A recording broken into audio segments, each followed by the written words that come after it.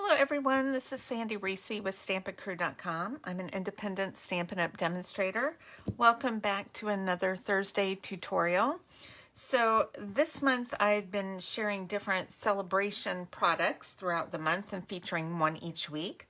But today, or this week, I thought I would take a little break and feature our Valentine's suite. We have Valentine's coming up in just under a month, and so I wanted to share a few items that I've made for the holiday.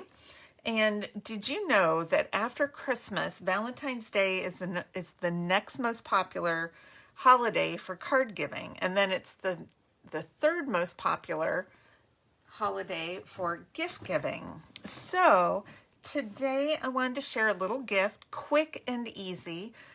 Saturday I'm going to share a sampler, a little 8x8 Valentine sampler. And then Monday I'm going to feature a card. So I'm very excited about this. Super cute set. So in the mini catalog, it's the Sweet Talk Suite right here. And then the bundle that's associated with this is the Sweet Conversation bundle, which is stamps and a die set. We have the gingham embossing folder. We have these adorable little boxes that come with it, 10 in a pack. We have our iridescent rhinestone jewels, some real red faux linen trim, and this gorgeous, adorable Sweet Talk Designer Series paper. So I want to make a little box for you today. Super quick and easy. Isn't that sweet? We're using the Sweet Conversation stamp set and dies that go with it, and the paper, and then this extra ribbon, which I'll talk about in just a minute. So I wanted to show you how quick and easy these boxes are to put together. They are coated, so they're food safe on the inside. So you just flatten all the score lines going towards the glossy side of the paper, and then there's a matte finish on the outside of the box. And then it already has the adhesive on you. It's just 2 strips of adhesive, very easy to do. And then what I like to do, oh, I didn't fold those, is put the bottom, that's the bottom of the box, flat when I go to assembles, because I want it to be able to stand up, so that helps it be a little more stable.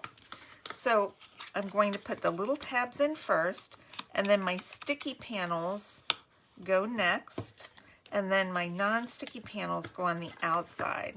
So I'm going to just bring those up, squeeze them together, make sure, give them a little press, make sure they're sealed well, and that is it. I mean, how easy is that? Now this is also the perfect size for some little mini Kit Kats, which, you know, they make these mini Kit Kats for every holiday. They're going to have Easter Kit Kats out next. So these boxes can be used for any holiday. Whoops, I got one in a little bit crooked. There it goes. Okay, just slide those in, and 4 of them stack up perfectly neatly in the box. Isn't that, I mean, so quick and easy. So I've cut a piece of Designer Series paper, and you could use any of the different patterns. I'm going to start and line it up on the back of the box, and the measurements are on my blog. I have a link listed below, and I'm just going to wrap this around and kind of do a little finger press on the corners, like that. Okay, so I'm not measuring or anything.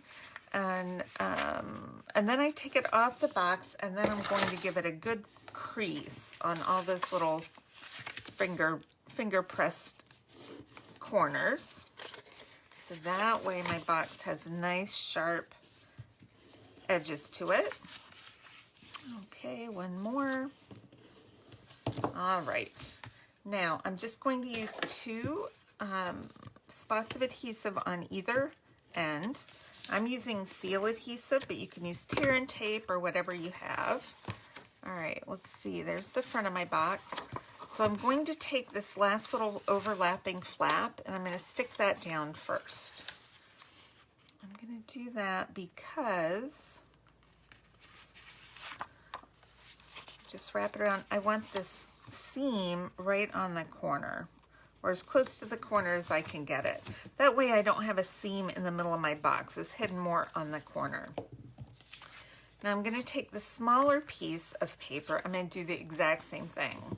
So we're going to start on the back, right in the center. I'm going to press it on the corners as I wrap it around. Okay, and then that's my little overlapping seam. So we'll take that off, give it a crease. So as I'm doing that, I'm making sure my edges are flush. That way I know it's going to fit around perfectly and line up with itself on the back.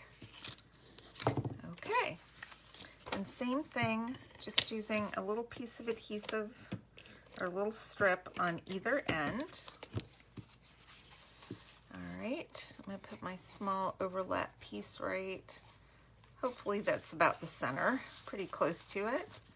And just wrapping it around and overlapping. So nice finished edges to my box. I mean, that's it for wrapping. Okay, now I have 3 pieces of cardstock. I have Highland Heather, Basic White, and Real Red. And I'm going to take the cute little Love You heart, and I'm going to stamp this on my white cardstock using Real Red ink. And you could use, there's like 5 different sentiments. So you could do whichever one you want, but I like the little Love You.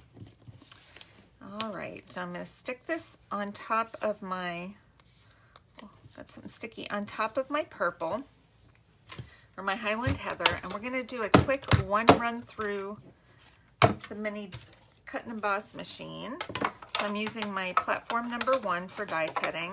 I'm going to use, or that's, yeah, number 1. Number 2 are my clear plates. So I'm going to use a clear plate.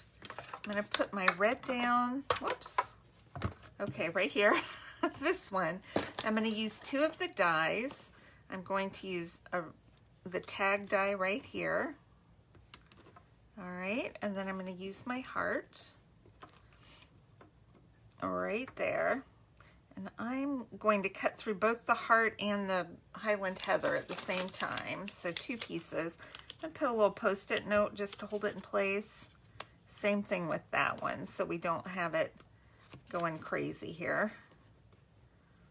Hopefully hold those.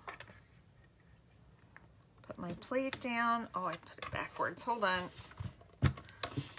I'm right-handed. Let's flip that back around. Crank that through. A little bit of cracking is okay.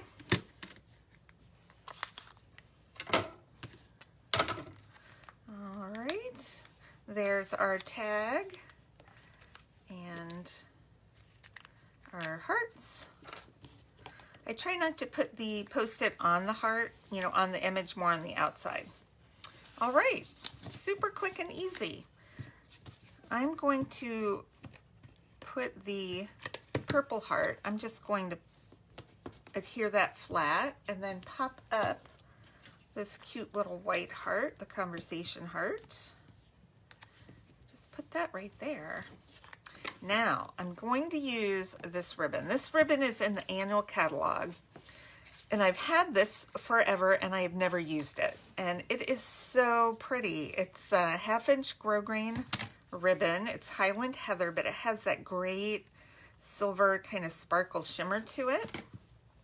So it's perfect for this stamp set, along with, you know, the red linen, the red faux linen ribbon also looks pretty. But because my tag's red, I wanted to do a different color for my ribbon. So I love this purple ribbon. And I've cut that a little bit long, so we're just going to trim that off. And you can do your little ribbon tails going either way. I got to make sure they're going the same way though. All right, we're going to pop this up. I just need 2 dimensionals to stick this onto the back of my, onto the front of my box. Okay, make sure that it's going the right way. Okay, yep, that's right. Make sure on this one too, your words are going up and down. I'm gonna just stick that on at an angle. And then I really love the red rhinestones because these can be used all year long. You could do the iridescent too, and I've used those on several projects, but I like the red sparkle for Valentine's Day. So that was it. I mean, how cute and easy. There's 10 of these little boxes in a pack too, so you can do a ton of these very quickly. And just remember that this month's celebration is going on and continues through the end of February. So when you spend $50, you can earn something free out of our celebration catalog right here, which has a lot of great little stamp sets and designer series papers. I love this. And if you have any questions, just post them below, and make sure to hit subscribe so you don't miss out on our sampler on Saturday and a cute little card on Monday. All right, thanks everyone, and I will see you soon. Bye-bye.